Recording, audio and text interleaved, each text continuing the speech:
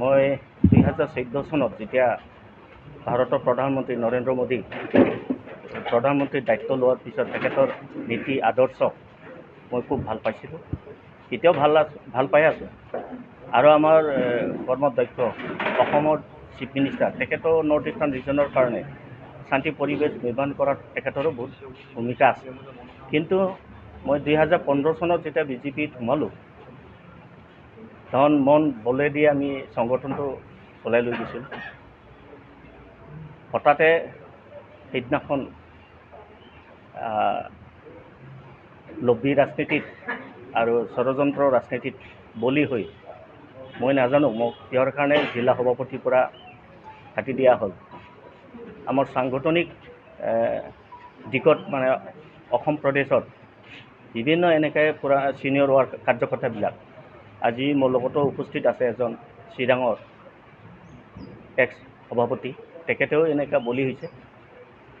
মই যেতিয়া বিজেপিত সোমাইছিলোঁ, মই ধন মন প্ৰাণ দি মই বিজেপিত কাম কৰিছিলোঁ। আৰু সেই হিচাপে কোকৰাঝাৰ জিলাৰ বিজেপিক মই সাংগঠনিক এটা শক্তিশালী ৰূপত গঠন কৰিবলৈ সক্ষম হৈছিলোঁ।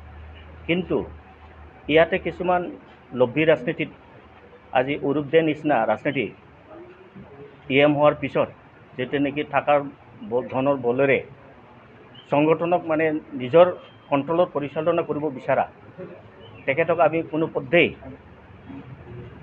পৰভূমিত আমি এখেতৰ কোনো নচলিব। আমি এইটো সহ্য কৰিব পৰা নাই। লগতে আমাৰ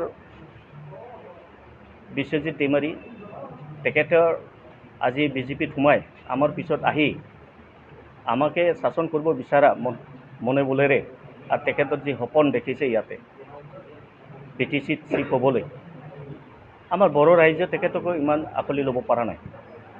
গতিকে মই সংগঠনত কিছুমান ভিতৰুৱা লব্বী ৰাজনীতিত বা ষড়যন্ত্ৰমূলক ৰাজনীতিক মই ভাল পোৱা নাই। আৰু মই আগে পিছেও বেলেগ দলত কাম কৰা নাছিলোঁ। মই চিধা BPFৰ পৰাই বিজেপিত সোমাইছিলোঁ। আমাৰ হাগ্ৰামা মহিলাৰী আমাৰ চিফ তেখেতে কৈছে যে আমাৰ মাজত দুই এটা ভুল বুজাবুজি হৈছিল। আৰু মই 2003 পৰাই আজি মই UPPLকো পাইছোঁ। ইয়াতে বৰভূমিত যিটো নেকি ৰাজনীতিত বৰ্তমান চলি আছে, আপোনালোকে চবেই অৱগত। কোনো আমি উন্নতিৰ নামত একো কৰিব পৰা নাই। গোটেইবিলাক আউটছাইড অফ BTCত টেণ্ডাৰ কামবিলাক দিয়া হয়। ইয়াত কোনো হাজাৰ হাজাৰ কোটি টকা বড়োলেণ্ডত সোমাই আছে, এইটো কোনো বড়োলেণ্ডৰ ভিতৰত ৰটেশ্যন হোৱা নাই। BTCৰ বাহিৰত মানুহে ভোগ কৰি আছে। তেনেকৈ ৰাজনীতিৰ ষড়যন্ত্ৰ আমি পচন্দ নোহোৱাৰ কাৰণে আজি মই আগতে য'ত আছিলোঁ BPF দলত আজি মই যোগদান কৰিছোঁ। ইয়াৰ লগতে মোৰ লগতে বহুত হাজাৰ হাজাৰ মানুহ যোগদান কৰিব।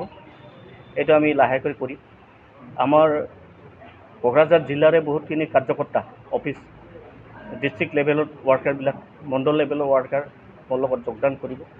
এইটো আমি আলোচনা মৰ্মেৰে কাক কাক কি আমি পজিশ্যন আনি পেলাই আমি জইন কৰাব পাৰোঁ, এইটো আমি পিছলৈ ডিক্লেয়াৰ কৰিম। ধন্যবাদ।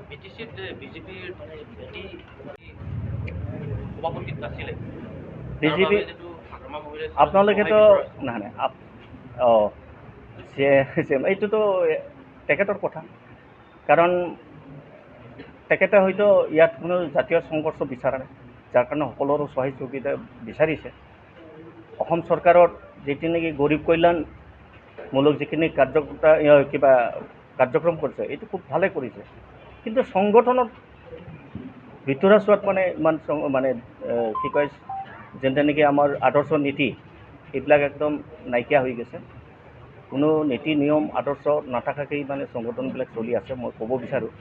নহ'লে মই এতিয়াও 4 মাহমান বাকী আছিলে, মই সভাপতিক ফোনো কৰিছিলোঁ যে মোক কমচে কম মোৰ টাৰ্মছটো শেষ হ'ব দিয়ক। তেখেতে সেইটো নুশুনিলে। কাৰ ষড়যন্ত্ৰত কাৰ লব্বীৰ কাৰণে তেখেতে তেনেকুৱা ডিচিশ্যন ল'ল, মই সেইটো মৰ্মাহত হৈছোঁ। ইয়াৰ কাৰণে মই আজি BPF জইন কৰিছোঁ। ধন্যবাদ।